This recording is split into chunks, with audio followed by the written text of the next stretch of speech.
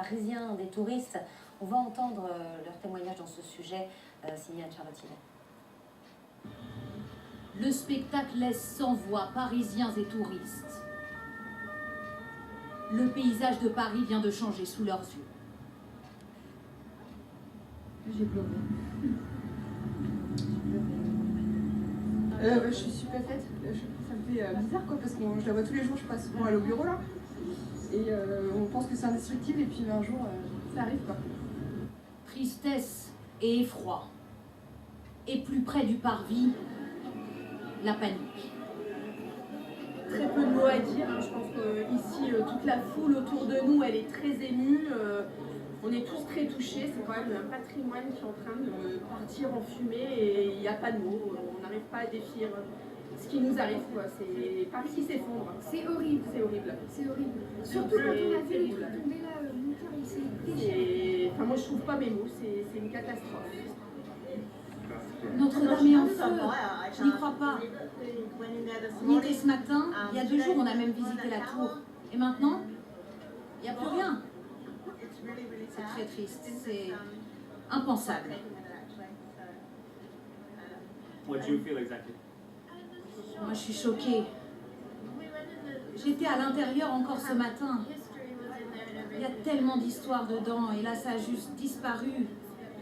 On était là pour les premières flammes. J'ai du mal à le croire.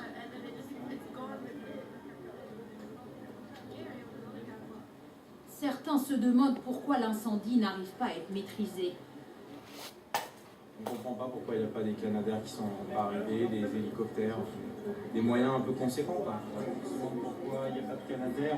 Il y a sûrement de très bonnes raisons.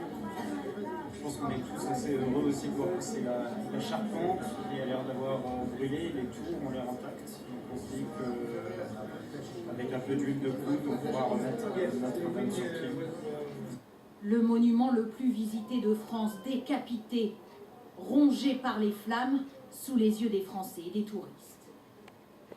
Voilà, c'est Paris, c'est nous, c'est tout le symbole de Paris et dans une impuissance totale.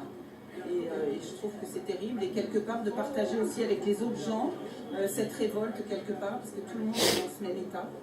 C'est comme quand on descend dans la rue, effectivement, un moment de se sentir ensemble et non pas seul devant sa télévision en disant c'était nul. C'est une chose incroyablement triste de voir ça. C'est la première fois que je vois un feu aussi important. Je sais que c'est un monument très vieux, chargé d'histoire, ça fait des siècles qu'elle était là. Et se dire que maintenant c'est fini, un sentiment d'impuissance partagé par tous, la désolation de toute une vie. On retrouve notre journaliste Claire Coq, journaliste de France Info, sur place en direct du parvis de Notre-Dame. Vous êtes au plus près. Expliquez-nous, racontez-nous ce qui se passe autour de vous.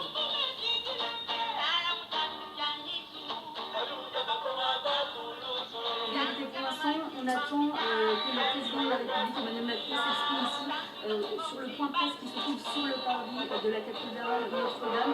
Vous le voyez derrière moi, les pompiers sont toujours à l'heure. Le feu avait repris sur le bâtiment droit il y a quelques minutes. On ne dispose d'aucune information, impossible de savoir combien de pompiers sont sur place, où en est le feu, s'il est maîtrisé ou non. Ce que je peux vous dire également, c'est qu'une habitante du quartier Médusé exprimé sa tristesse devant ce patrimoine historique qui part en fumée. C'est une tragédie, me disait-elle. Voilà ce que je peux vous dire pour le moment.